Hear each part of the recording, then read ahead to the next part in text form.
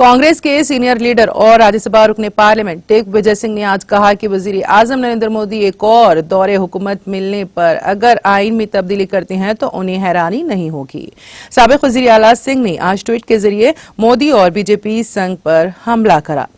सिंह ने साबिक मरकजी वजीर यशवंत सिन्हा के तबसरे के तनाज़ुर में लिखा है, यशवंत सिन्हा जी, ये तो सिर्फ शुरुआत है। पहली जंग अजीम में हिटलर कॉर्पोरल फौज में जूनियर अफसर था और बाद में उसने खुद को जर्मन फौज का कमांडर एंड चीफ करार दिया था। अगर मोदी जी पार्लियामेंट में अगर और मुद्दत मिलने पर आइन में तब्दीली करके खुद को कौम का मुस्तकिल सरबराह करार दें तो मुझे ताज्जुब नहीं होगा।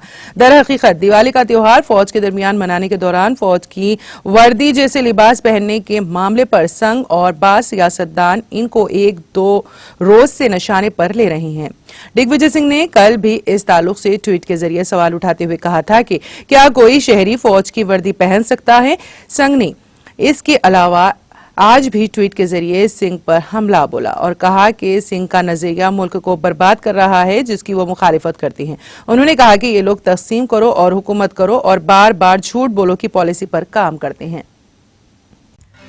नाज़रीन, हमारे टीटीवी न्यूज़ को सब्सक्राइब करें, बेल आइकॉन को प्रेस करें, शेयर करें और लाइक करना ना भूलें। और किसी भी एडवर्टाइजमेंट के लिए हमारे इस नंबर पर कांटेक्ट करें। हमारा नंबर है 9550102020 पर।